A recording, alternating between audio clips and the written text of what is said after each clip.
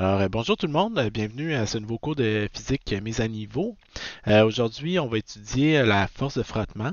Ok. La force de frottement, en fait, tout le monde a des notions plus ou moins intuitives de ce qu'est le frottement. Euh, on pousse sur un objet, cet objet-là ne collabore pas et ne veut pas bouger. Ok. Donc, il y a deux raisons qui peuvent faire en sorte qu'un objet peut être difficile à déplacer. Ben, au moins deux raisons. La première, c'est juste relié à son inertie. Ok. On a déjà discuté l'inertie, c'est quoi? C'est une mesure de la résistance qu'un objet a. C'est une mesure de la tendance qu'un objet a à s'opposer à des variations de vitesse. Donc, un objet immobile veut rester immobile parce qu'il est comme ça, à cause de son inertie, en fait. On mesure l'inertie avec la masse d'un objet. Donc, la masse d'un objet, comme ici on a indiqué, on a une caisse de 50 kg, si vous regardez ici, c'est ce qui mesure l'inertie d'un objet. Mais l'autre raison aussi, c'est qui peut faire en sorte que c'est difficile de déplacer un objet, c'est parce qu'il peut être soumis à du frottement. Ok. Donc, comme dans la situation qui est représentée dans la simulation qui est ici. Ok. Euh, donc, ça, on a déjà des notions assez intuitives de ce que représente le frottement. Nous, on va l'étudier de façon un petit peu plus systématique aujourd'hui. En particulier, on va commencer déjà en introduisant la distinction entre les différents types de frottement. Ok. Il y en a deux à la base. On a du frottement statique puis du frottement cinétique. Ok. Donc, qu'est-ce qui se passe si mon bonhomme ici pousse sur la caisse? OK? Donc, euh, pousse sur la caisse refuse de bouger. OK?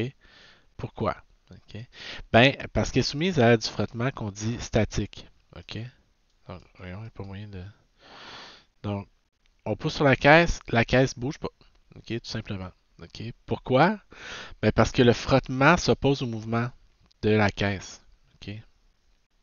Pardon. Donc, si on regarde le frottement, mettons à 50 newtons, la caisse demeure immobile. Mais si on analyse les forces qui agissent sur la caisse, oh, excusez, ça c'est un autre cours. Ok. Donc, si on analyse les forces qui agissent sur la caisse, ok, on va voir qu'il y en a au moins deux. En fait, il y en a quatre. Là, ok. Donc, on avait notre body qui poussait sur la caisse. Ok. Donc, vous avez body qui exerce une force externe, ok, qui pousse sur la caisse. La caisse est soumise à la gravité, donc vous avez son poids.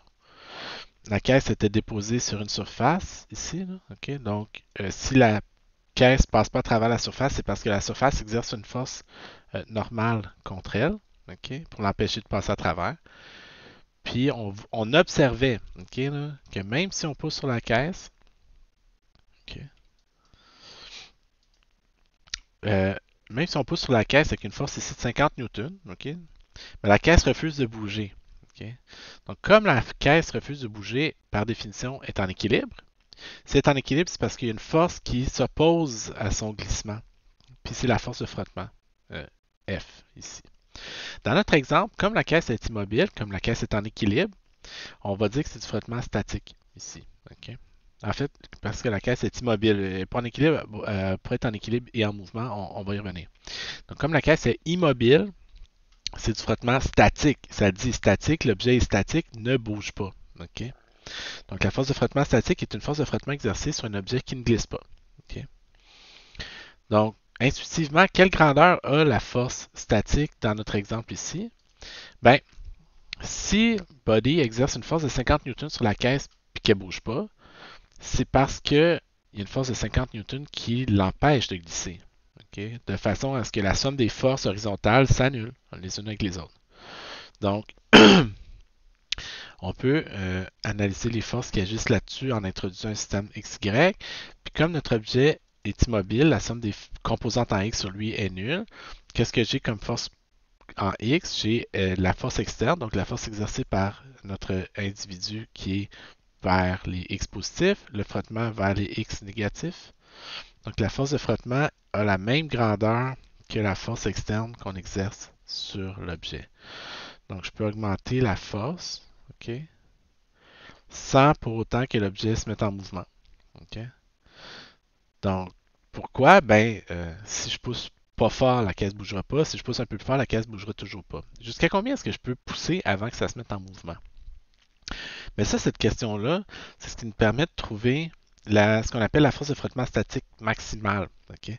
Donc, la force de frottement statique maximale, c'est qu'on le sait à un moment donné, si on pousse trop fort, okay, la caisse va se mettre en mouvement. OK? D'ailleurs, là, elle s'est mis en mouvement ici. OK? Bon, là, elle reste en mouvement. Qu'est-ce qui se passe ici? OK? Attendez une seconde, là, on va arrêter la caisse. Là. OK? Bon, OK. Donc, on disait, on exerce une force de 100 newtons, mais elle se met toujours pas en mouvement. Qu'est-ce qui se passe? C'est qu'à un moment donné, oh, expérimentalement, j'ai atteint, à un moment donné, pardon, une certaine valeur où là, je peux pas pousser plus fort. La caisse, elle va se mettre à bouger. Toujours immobile. Je pousse avec 121, la caisse bouge pas. 125, la caisse bouge. Ah, elle s'est mise en mouvement. Donc, entre 121 et 125, autour de 121 à 125 newtons, la caisse s'est mise en mouvement. OK? Donc, qu'est-ce que ça veut dire? Ça veut dire qu'il y a une certaine limite à quel point je peux pousser fort sur un objet avant qu'il commence à se déplacer. OK? À un moment donné, j'atteins ce qu'on appelle la force de frottement statique maximale. Ça, c'est la force que j'exerce. L'objet ne glisse toujours pas, mais vraiment là, limite à être sur le point de bouger. Puis après, qu'est-ce qui se passe? C'est que je vais dépasser si je dépasse cette force de frottement statique maximale-là, qu'est-ce qui va se produire? Bien, l'objet va se mettre à glisser nécessairement. Puis là, à partir du moment où l'objet est en mouvement, on ne parle plus de frottement statique parce que l'objet glisse, on parle de frottement cinétique. La force de frottement cinétique est une force qui est exercée sur un objet qui glisse maintenant. OK? Qu'est-ce qu'on observe? C'est que les forces de frottement cinétique et statique maximale sont directement proportionnelles à la normale. OK? Donc, imaginons que je prends un objet de 50 kg, que j'exerce sur lui une force, je sais pas, de 150 newtons. Ici, on l'indique, la grandeur de la force de frottement qui retient l'objet, c'est 94 newtons. Qu'est-ce qui se passe si je double la charge? OK? Je viens de doubler la grandeur de la force de frottement statique. OK? Donc, la force de frottement cinétique est directement proportionnelle à la normale. OK? Donc, vous allez voir, l'objet ralentit. Oh, ça, on va y revenir pourquoi il ralentit. Là. OK? Mais, donc, pourquoi la force de frottement statique est directement proportionnelle à la normale? Ben, c'est parce qu'on se souvient, une force de frottement, ça provient du fait qu'il y a un contact entre deux surfaces. OK? Donc, si vous avez un contact entre les deux surfaces, qu'est-ce qui mesure la grandeur de la force de contact? C'est la grandeur de la force normale. OK? Donc, évidemment, plus cette force de contact-là est grande, plus les objets ont tendance à frotter l'un sur l'autre. Donc, plus ça va être difficile de les mettre en mouvement. On verrait, pardon, expérimentalement en laboratoire, là, si on le faisait, on verrait que la force de frottement statique maximale et cinétique sont toutes les deux directement proportionnelles à la normale. OK? Il y a un autre facteur qui va affecter aussi la grandeur de la force de frottement en deux surfaces. Puis ça a un lien assez intuitivement là, avec la texture des surfaces en contact. Donc imaginez que vous êtes sur une piste de hockey, sur une surface, sur une glace, OK, où il n'y a absolument aucun frottement. OK. Ben, qu'est-ce qui se passe si vous appuyez sur la caisse? OK? Ben, elle va se mettre tout de suite en mouvement. OK? Pourquoi?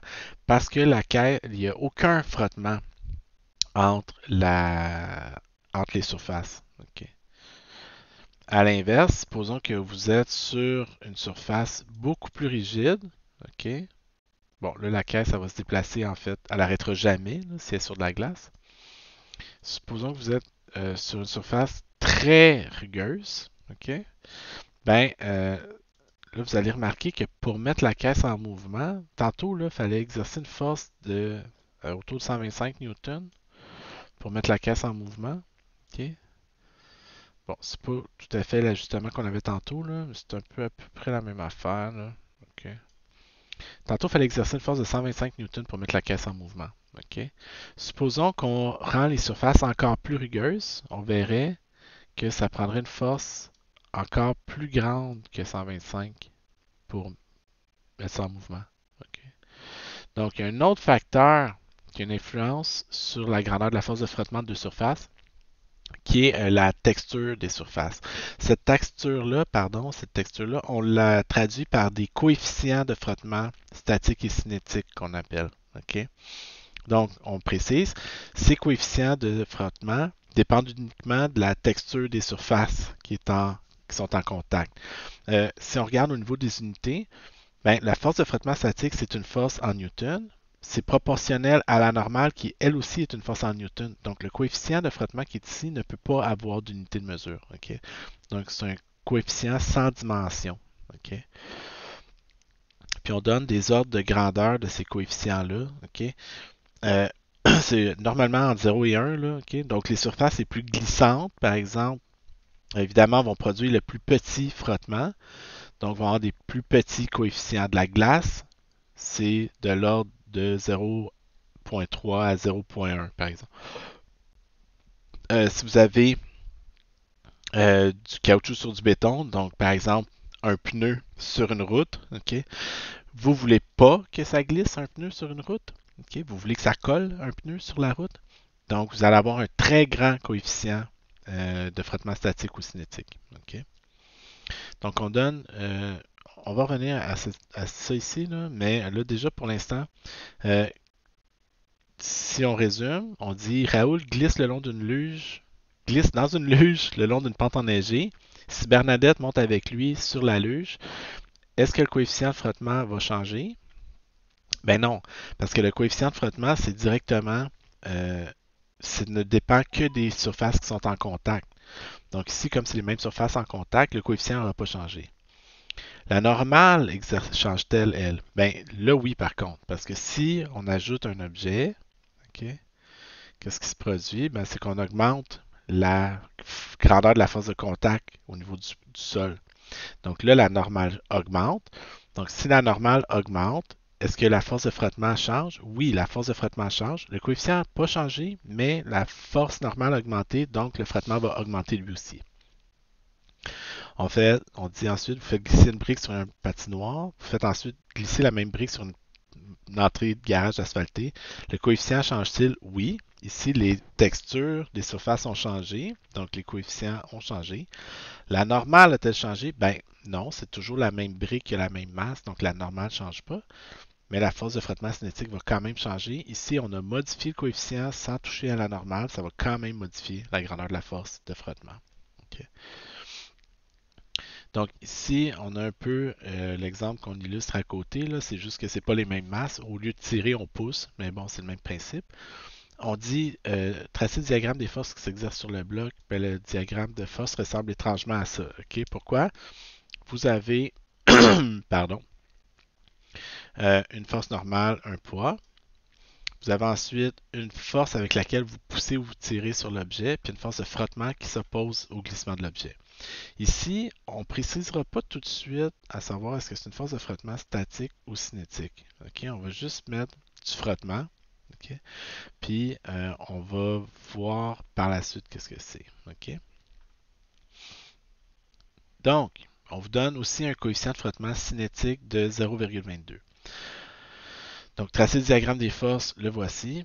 Le dynamomètre indique une force. Un dynamomètre, c'est quoi? C'est essentiellement une balance qui mesure des forces en newton au lieu de mesurer des masses en kilogrammes. Okay? Je reviens encore, là, on va y revenir. Une balance, ça ne mesure que des forces. Okay? Ça triche quand ça indique des. Excusez, j'étais déconcentré. Ça triche quand ça indique des masses en kilogrammes. Okay? Une balance indique une force. Okay? On dit le dynamomètre indique une force de 30 newtons et le bloc refuse de glisser. La force de frottement est-elle statique ou cinétique et que vaut-elle? Ben, si le bloc refuse de glisser, c'est parce qu'il est immobile. Okay? Si le bloc est immobile, c'est que c'est du frottement statique. Donc la force de frottement est une force de frottement statique. Que vaut la force de frottement? Ben, on l'a vu ici, la force de frottement, si vous poussez avec une force de 30 puis l'objet ne bouge pas, c'est parce qu'il y a une force de 30 qui retient l'objet dans l'autre direction. Donc la force de frottement vaut 30 newtons elle aussi. Le dynamomètre, on pousse, on tire plus fort. Okay? On pousse maintenant ou on tire avec une force de 40 newtons. Le bloc refuse toujours de glisser. Mais la force de frottement va rester statique. Sauf que maintenant, elle va prendre la grandeur de 40 newtons. Donc, vous poussez. Tantôt, on disait vous poussez avec une certaine force, ça ne bouge pas. On pousse plus fort, ça ne bouge pas. Mais la force de frottement qui retient l'objet, elle aussi, va avoir augmenté, c'est tout. Okay? Le dynamomètre indique une force de 50 newtons. Le bloc est immobile, mais sur le point de se mettre à glisser. Que vaut la force de frottement statique maximale? Mais ça, en fait, c'est la définition de la force de frottement statique maximale. Okay? Donc, si vous avez un objet qui est sur le point de se mettre en mouvement, c'est que la force de frottement qu'il subit est une force de frottement statique qui est maximale. Si on pousse plus fort que ça, l'objet va se mettre en mouvement. Okay? Donc, la force de frottement statique maximale vaut 50 newtons. Okay? On dit que vaut la normale. Bon, mais que vaut la normale? Ben ici, si on regarde les forces qui agissent le long de l'axe Y, on en a deux. On a la normale qui tire vers les Y positifs, puis le poids vers les Y négatifs. Donc la normale est égale au poids de l'objet. Notre poids est de 15 fois 9,8. Donc la normale est égale à 147 newtons. Que vaut le coefficient de frottement statique entre le bloc et le plancher? Ben, on sait que Fs max est égal à mu S fois la normale. Donc, nous, on a dit, c'est 50 le coefficient de frottement. Pardon, c'est 50 la force de frottement statique maximale. Le coefficient vaut mu, puis la normale vaut 147. Donc, on a un coefficient de frottement statique qui vaut 0,294 si mon calcul mental n'est pas trop mauvais. Okay. Donc, 0,34, pardon. Donc, 0,34, le coefficient de frottement. OK. Pas d'unité. OK. On dit, pardon, j'ai pas fait d'erreur. Je suis capable de faire des erreurs de calcul. Là. Vous remarquez que, OK. Donc, 0,34, c'est ça. OK. J'étais pas mal sûr, là, mais on est allé vérifier pareil. OK. Le dynamomètre indique une force de 60 newtons maintenant. La force de frottement va-t-elle être statique ou cinétique? OK. Ben là, comme 60 newtons, vous poussez plus fort que ce qui peut s'opposer au mouvement, ben maintenant l'objet va se mettre en mouvement. OK. Donc, le frottement va devenir cinétique parce que vous allez avoir à ce moment-là deux objets qui glissent l'un sur l'autre. À partir du moment où vous glissez, là on a un problème. Parce que la force de frottement, comment on l'évalue? Ben, c'est du frottement cinétique. Donc en F,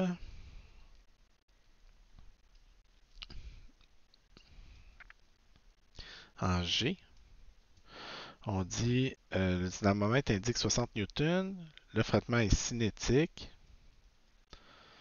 parce que l'objet glisse, ça dépasse Fs max, ok? Plus grand que Fs max, donc l'objet se met en mouvement. Que vaut la force de frottement? Ben, on sait que la force de frottement cinétique, c'est mu c fois la normale. Donc, dans mon exemple, je vais avoir un coefficient de 0,22 qui est donné dans la question, multiplié par la normale.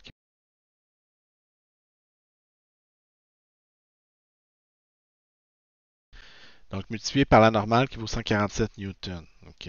Donc, 0,22 fois 147, ça fait 32,34 newtons. OK? Donc, qu'est-ce que ça veut dire? Ça veut dire que j'ai une force de 60 newtons qui pousse sur l'objet, comme ça, mais j'ai une force de 32 newtons qui le retient. Donc là, on n'est pas dans un objet qui va être en équilibre. OK? Là, on s'en va tranquillement vers lever les conditions d'équilibre. Notre objet va se mettre en mouvement parce qu'il va avoir une force dans une direction plus grande que l'autre. Donc ça ici, c'est ça qu'on montre ici. Donc on pousse de plus en plus fort, on pousse de plus en plus fort, on pousse de plus en plus fort, on pousse de plus en plus fort, on pousse de plus en plus fort. Ah, on est rendu à 500 newtons, ça bouge pas. Ok, on va enlever cette caisse-là de là. Qu'est-ce qui se passe maintenant? Ah, c'est parce que j'ai mis beaucoup de frottement. Ok. Pardon. Ok. Donc, là, on va arrêter la caisse. On pousse avec une force de 50, de 100, de 150. Là, on a dépassé Fs max. OK? Donc là, l'objet se met en mouvement. Puis la force de frottement qui s'oppose à son à son glissement fait 107 newtons dans l'exemple qu'on a ici. Ce que vous remarquez, c'est que l'objet va de plus en plus vite. Okay? Pourquoi? Ben parce qu'il y a une force nette qui le pousse dans cette direction-là, okay? Étant donné que la force vers la gauche est plus grande que la force qui le retient vers la droite. On dit ensuite, le dynamomètre indique 70 newtons. La force de frottement est-elle statique ou cinétique? Ben, elle va être cinétique elle aussi. Okay? Pourquoi elle va être cinétique? Ben, parce que l'objet va toujours être en mouvement. Okay? Que vaut la force de frottement? Ben, elle ne changera pas. Okay? Pourquoi? Ben, c'est du frottement cinétique. Que je pousse avec une force de 150, de 200, de 250. Okay? La force de frottement est une force de frottement cinétique. La grandeur de la force de frottement cinétique ne dépend que de la normale puis du coefficient. Donc, si je pousse comme ça, je ne change pas la normale. Comme c'est la même surface, je ne change pas le coefficient. Donc, je ne change pas la force de frottement. La force de frottement demeure égale à 32,3. Donc, en H, même chose, cinétique, grandeur inchangée, 32,3. OK, Newton.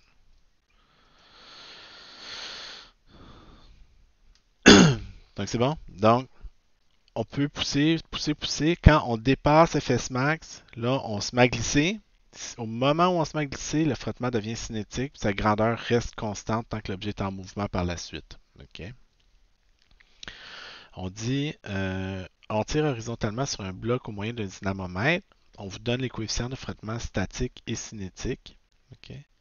On remarque aussi le coefficient de frottement statique, je n'ai pas précisé, mais le coefficient de frottement statique est toujours plus grand que le coefficient de frottement cinétique. Ce que ça veut dire en français, c'est toujours plus difficile de mettre un objet en mouvement que de le garder en mouvement. Donc, pousser sur un objet, là, à un moment donné, vous avez l'impression qu'il décolle. À partir du moment où il décolle, vous pouvez le maintenir en mouvement beaucoup plus facilement. Okay?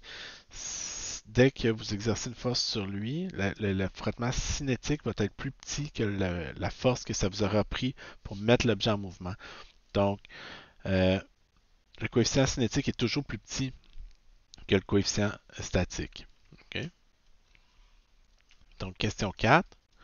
On dit on tire horizontalement sur le bloc au moyen d'un dynamomètre. Même situation qu'on avait. Tracer le diagramme des forces. Ben, les situations semblables ont les solutions semblables. Okay? Donc, c'est le diagramme de force qu'on a ici. Même chose. Là. Okay.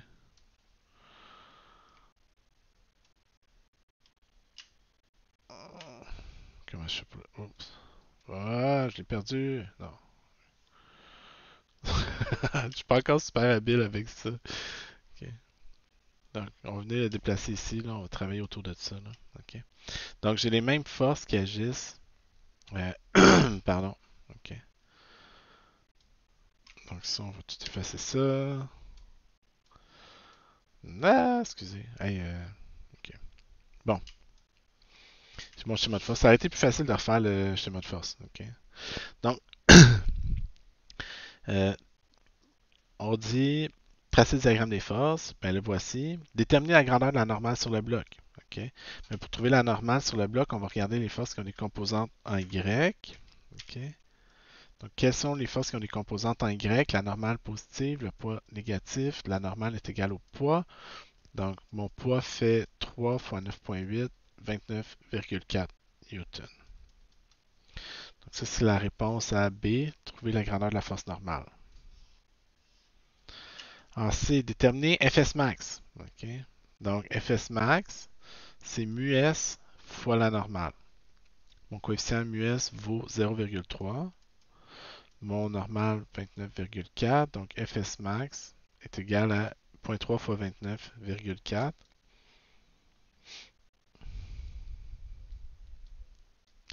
8,82 newtons. Donc, qu'est-ce que ça veut dire? Ça veut dire que si je pousse avec une force externe plus petite ou égale à 8,82, l'objet va rester collé. Si j'exerce une force horizontale sur l'objet plus grande que 8,82, bien là, le frottement cinétique, le frottement statique ne sera pas suffisant, puis l'objet va se mettre à glisser. Okay? Donc, c'est vraiment le Fs max, c'est ce qui permet de trouver si l'objet va se mettre en mouvement ou pas. Okay? Donc, en D, quelle force faut-il exercer pour obliger le bloc à glisser, sachant qu'il était initialement immobile? En D, il faut exercer une force supérieure à 8,82 newtons. Okay? Donc, à partir de 8,82 newtons, l'objet va se mettre en mouvement. Okay? Donc, en E, si j'exerce une force de 5 newtons, quelle est la grandeur de force de frottement qui agit sur l'objet? Ben, 5 newtons, c'est pas assez pour mettre l'objet en mouvement. Donc, l'objet va rester collé. Ça va être du frottement statique qui va agir sur lui. Quelle va être la grandeur de la force de frottement statique? 5 newtons. Okay? Donc, je pousse avec une force de 5 newtons. L'objet ne bouge pas, c'est parce qu'il y a une force dans l'autre sens de 5 newtons qui le retient. Okay? Il faut faire attention ici. On aurait peut-être le réflexe de mettre 8,82 parce que c'est la force de frottement statique qu'on a évaluée plus tôt en C. Mais ça, c'est la force de frottement statique maximale. Okay? La force de, Imaginez-vous la situation suivante. Okay? Je pousse sur un objet. Je sais que Fs max ici, mettons, je sais pas moi, c'est 150 newtons. Ça veut dire que je pousse avec une force de 100. L'objet ne bouge pas. Mais c'est pas parce qu'il y a une force de 150 dans l'autre sens. Si je poussais avec une force de 100, mais qu'il y avait une force de 150 dans l'autre sens, ça veut dire que le bloc commencerait à bouger quand même dans l'autre sens en plus. Okay? Donc, c'est jamais Fs max dans cet exemple-là qui va me retenir. Okay? Pardon. En F, on dit quelle est la grandeur de la force de frottement si le dynamomètre indique 10 newtons. Donc, à partir du moment où je dépasse 8,82, je tombe en mode frottement cinétique. Donc ici, 10 newtons, c'est plus grand que 8,82. Donc, je vais tomber en mode cinétique. Okay? Je vais commencer à glisser. Okay? Donc, ma force de frottement cinétique, on sait comment l'évaluer. C'est toujours μc fois la normale. Mon coefficient de frottement vaut 0,15 fois la normale. La normale vaut 29,4 newtons. Donc, la force de frottement cinétique vaut 4,41 newtons. Okay?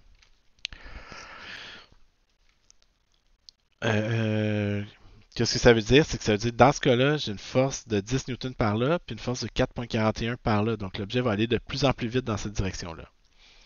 On dit, si le bloc est déjà en mouvement, quelle force faut-il exercer sur lui pour que le bloc continue de glisser à vitesse constante? On dit pour que le bloc glisse sans accélérer, c'est ça qu'on va y revenir, là, à vitesse constante, ben, les forces doivent s'annuler. C'est un objet en équilibre, autrement dit. Même s'il est en mouvement, tant qu'il se déplace à vitesse constante, l'objet est considéré en équilibre. Donc, s'il glisse, c'est qu'il est soumis à une force de 4,41 newtons dans ce sens-là, dû au frottement. Ben, j'ai juste à exercer une force sur lui de 4,41 newtons dans l'autre sens, puis l'objet va rester en mouvement, à vitesse constante. Donc, en G, somme des forces en X égale à 0. C'est ça qui définit un objet en équilibre. Donc, force externe moins frottement cinétique égale 0. Je vais donc exercer une force externe égale au frottement cinétique de 4,41 newtons. Donc, il faut que je pousse sur l'objet avec une force de 4,41 newtons. À ce moment-là, les forces qui agissent sur l'objet s'annulent, puis l'objet va rester en mouvement à vitesse constante. Okay? En 5, là, vous allez voir, c'est un petit peu tricky parce que on tire sur l'objet en diagonale. Okay? Pardon. Donc, par exemple, numéro 5, on dit la force indiquée par le dynamomètre est 30 newtons. Donc, on tire avec une force de 30 newtons comme ça. On vous donne les deux coefficients de frottement cinétique et statique. Okay? Donc, quelles sont les forces qui agissent sur l'objet? Okay? On a une tension ici, là, on va le représenter comme ça, ou une force externe, là, okay? Qui fait 30 newtons, puis qui est orientée à 35 degrés de l'horizontale. On a ensuite quoi? Un poids, une normale, puis on se doute qu'il va y avoir du frottement. Okay? Est-ce que c'est du frottement statique ou cinétique? Pour l'instant, on ne le sait pas. Fait que moi, dans ce temps-là, j'aime mieux mettre juste du frottement, puis on verra au cas par cas. Okay? Donc, on demande de trouver la grandeur de la normale sur le bloc. Ici, il faut faire attention, parce que notre premier réflexe serait d'aller dire que la grandeur de la normale est égale au poids, mais ce n'est pas le cas ici. Okay? Pourquoi? Ben, il faut faire attention à notre vecteur t. T a une composante horizontale et une composante verticale. Donc, il y a un TY puis un TX. La composante verticale va venir influencer la grandeur de la normale. OK? Comment? Ben, c'est ça qu'on va évaluer. Donc, on dit somme des forces en Y égale à 0. C'est sûr que même si mon objet glisse dans le plan horizontal, il ne glissera pas à vertical. OK, on s'entend-tu? Il est déposé sur une table. OK? Donc, il va glisser sur la table. Il ne va pas partir de même. Il pourrait, mais ça serait surprenant. OK? On va y revenir. Donc, quelles sont les forces qui ont des composantes en Y? J'ai la normale qui est positive. J'ai PY qui est négatif. Puis j'ai T. J'ai la partie de T qui est alignée à Y. Donc TY. TY tire vers l'Y positif. Donc j'ai TY qui est positif. Donc la normale est égale à quoi? À PY. Ben à P, autrement dit, moins TY. OK? Que vaut TY? Mais TY, c'est un vecteur. T, c'est un vecteur de 30 newtons orienté à 35 degrés de l'horizontale. Donc, le cos de 35, c'est Tx côté adjacent sur hypoténuse. Donc, Tx est égal à 30 fois cos de 35, qui vaut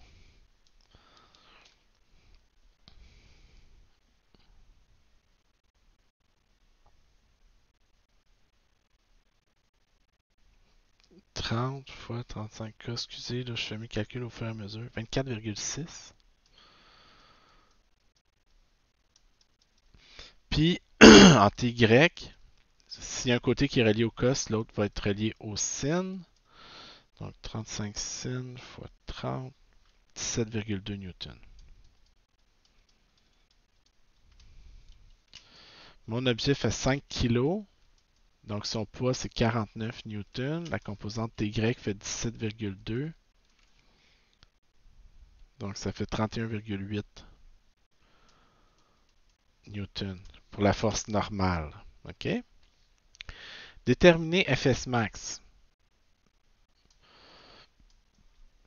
Fs max, c'est tout simplement mu s fois la normale. Donc mon coefficient mu s vaut 0,35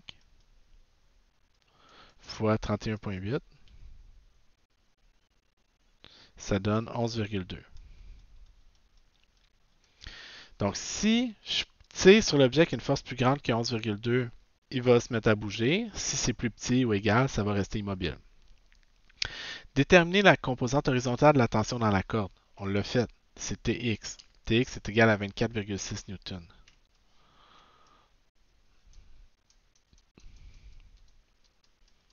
« 26,4 ou 24,6. Ok, ça c'est mon petit côté. Des fois.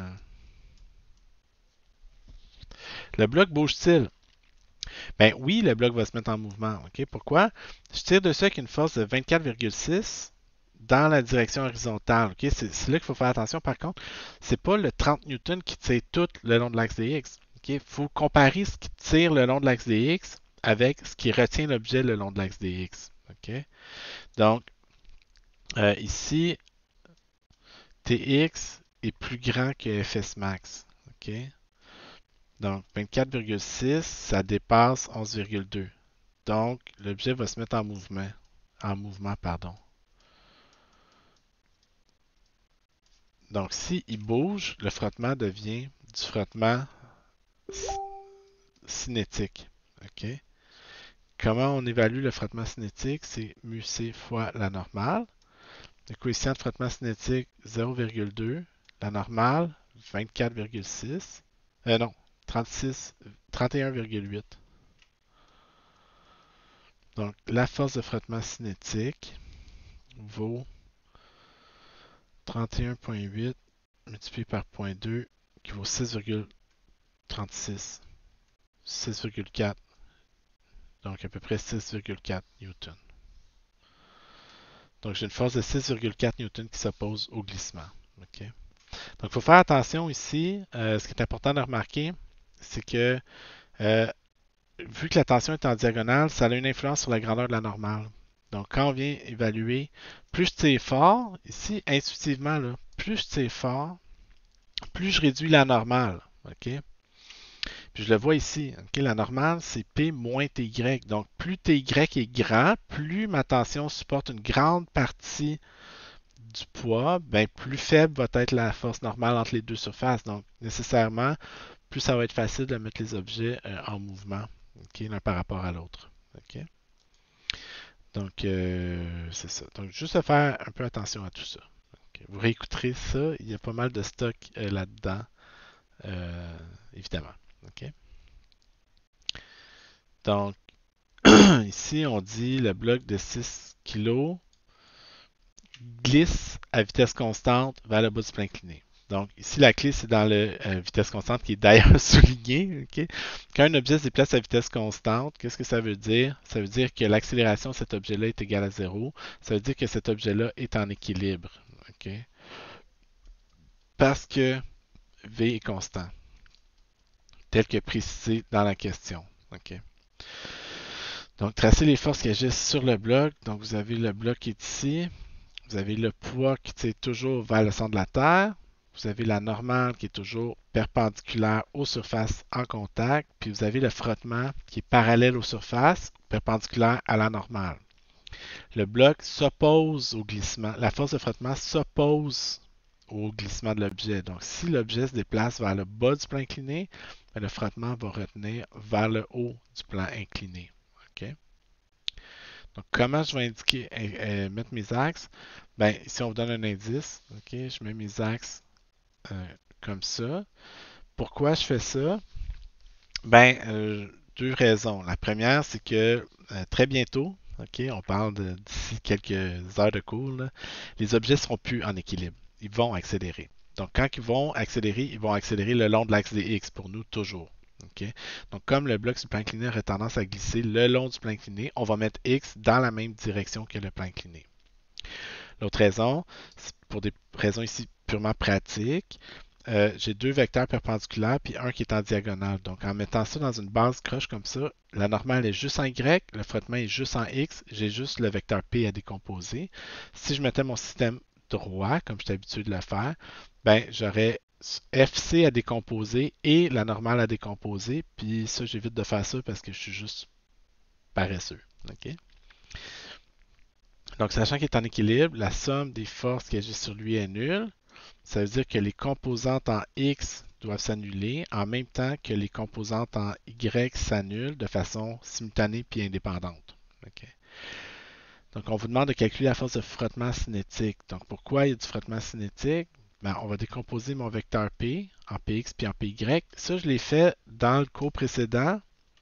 Je vous rappelle très brièvement, là, si j'ai un vecteur P et que je veux le décomposer sur un plan incliné, je vais venir tracer mon plan incliné qui est incliné à θ degrés par rapport à l'horizontale. Ici, c'est 15 dans mon exemple. Okay?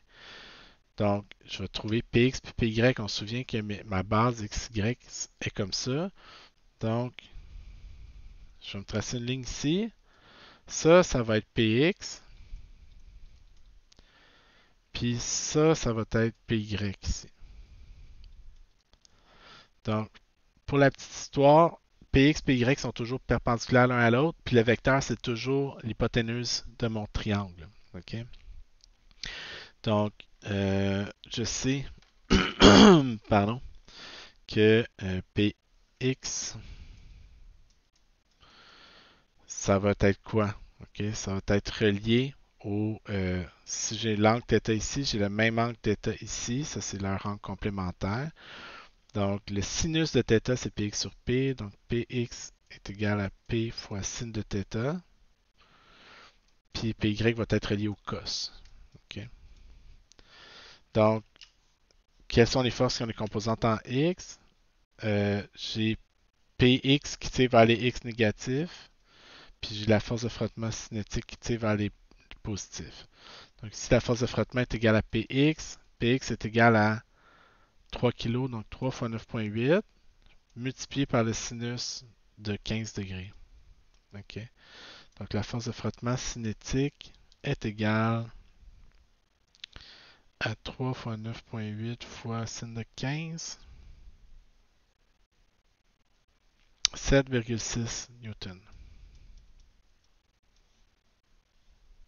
Donc, j'ai une composante de P de 7,6 Newton qui tire vers le bas du plan incliné. Si l'objet glisse à vitesse constante, c'est parce qu'il est en équilibre. C'est donc une force de la même grandeur, direction opposée qui le retient. C'est le frottement qui joue ce rôle-là. C. Calculer la normale. Donc la normale est en Y. Quelles sont les forces qui ont les composantes en Y? La normale est positive. Puis j'ai une partie de PY, une partie de P. La partie de P, c'est PY qui est négative. Donc la normale est égale à PY à M fois G fois cosinus de 15. Donc N ici est égal à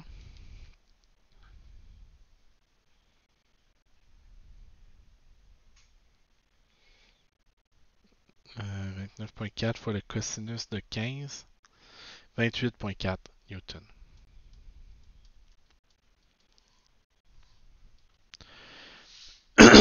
En D, que vaut, donc ça c'est B, ça c'est C. En D, que vaut la normale? Que vaut le coefficient? OK? Donc le coefficient est égal à quoi? On sait que la force de frottement, c'est le coefficient fois la normale.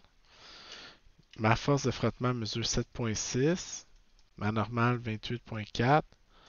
Mu C est donc égal à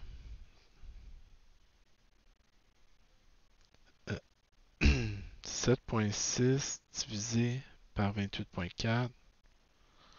0,27 à peu près. Ça n'a pas d'unité. Okay? Donc, sachant qu'il est à vitesse constante, je sais que le frottement s'oppose à son glissement. En 7, okay, on vous donne la situation suivante. On dit, quelle est la masse maximale de 2 pour que 1 demeure immobile? Okay. Donc, la question qu'on doit se poser, c'est que là, vous remarquerez, hein, les problèmes, il y a de moins en moins, je ne fais plus 72 étapes pendant, là. Euh, on parle de la situation, puis on vous pose juste la question finale. Okay, ça va être la même chose ici. Donc, quelle est la masse maximale de 2 pour que 1 demeure immobile? Bien, la question qu'on peut se poser, c'est jusqu'à quel point est-ce que je peux tirer sur 1 avant qu'il se mette en mouvement? Okay? Donc, quelles sont les forces qui agissent sur 1? Okay? Donc, mon bloc 1, il y a 4 forces qui agissent sur lui. Vous avez le poids de l'objet 1, la normale. Vous avez une tension, parce que vous avez une corde qui tire sur le bloc 1. Puis vous avez du frottement qui retient le bloc 1. OK? Donc, ça c'est X, ça c'est Y. Je sais, si on veut qu'il reste immobile, donc qu'est-ce qui se passe? Imaginons que je mets une masse 2 très faible. Ben, ça ne crée pas une grande tension dans la corde, donc ça va tirer faiblement sur 1. Au fur et à mesure que j'augmente la masse 2, qu'est-ce qui se passe? Ben, j'augmente la tension dans la corde. Au fur et à mesure que j'augmente la tension dans la corde, j'augmente la force qui tire sur le bloc 1. Donc, je dois, pour maintenir l'objet immobile, augmenter la force de frottement statique qui me retient dans l'autre direction. Okay? À un moment donné, je vais mettre une masse 2 tellement grande que la tension dans la corde va être égale à la force de frottement statique maximale. À ce moment-là, si je dépasse cette masse-là, qu'est-ce qui va se produire? Bien là, la force de frottement que ça prendrait pour garder l'objet immobile va être plus grande que Fs max. Ça va être impossible pour l'objet de rester collé contre la table. Donc, j'ai besoin de trouver Fs max, okay? Parce que c'est à partir de Fs max que ça change. Okay? Donc, comment je fais pour trouver Fs max? C'est ça la question. Okay? Ben, on sait que Fs max, c'est mu fois la normale. Donc, je vais regarder l'équilibre en Y. Okay? Parce que je veux avoir la normale positive moins le poids de l'objet 1. La normale est égale à P1. P1, c'est un bloc de 5 kg. 5 fois 9,8. Donc, j'ai une force Fs max qui est mu n mu s fois la normale. Le coefficient statique est de 0,4. 0,4 fois 49.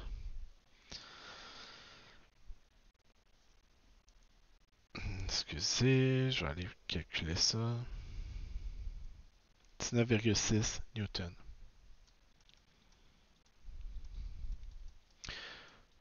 OK, donc si je dépasse une tension de 19,6, je vais me mettre en mouvement. OK?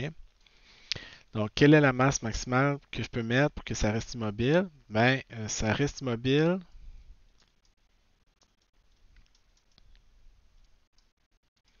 tant que T ne dépasse pas 19,6 newtons. Donc, je peux me rendre jusqu'à 19,6. OK? C'est juste qu'il ne faut pas que je le dépasse. Donc, je peux me rendre à 19,6. Oups, excusez. Donc, posons la tension maximale 19,6 newtons. Quelle est la masse du bloc 2? Ben, sur le bloc 2,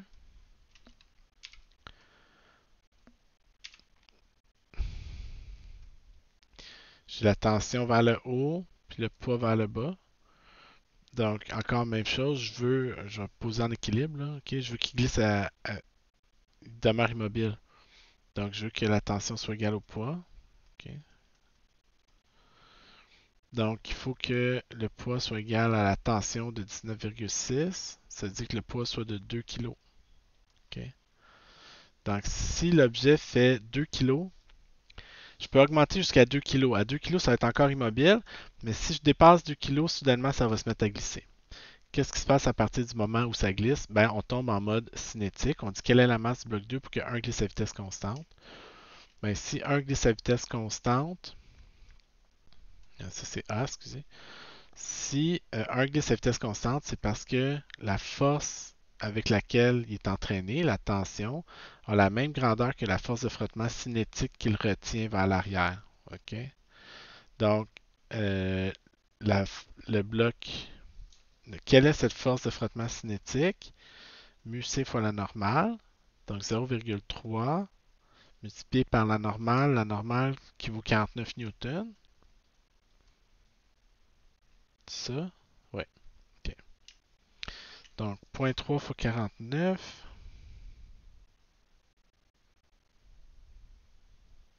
14,7 newtons.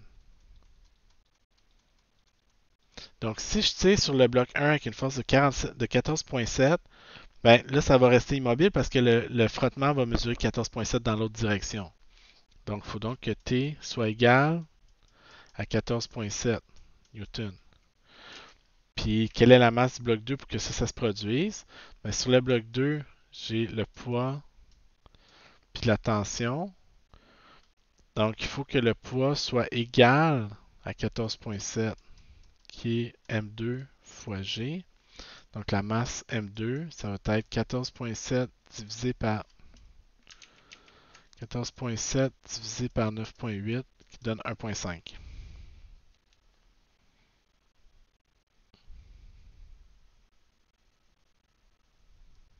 C'est ça, qui donne 1,5 kg.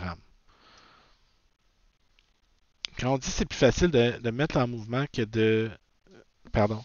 C'est plus facile de garder en mouvement que de mettre en mouvement. Voilà un bel exemple. Il faut mettre une masse de plus de 2 kg pour que ça commence à bouger. Mais à partir du moment où ça bouge, on peut juste mettre un bloc de 1,5 kg et ça va rester en mouvement. OK? Puis, je vais vous laisser faire l'exercice numéro 8.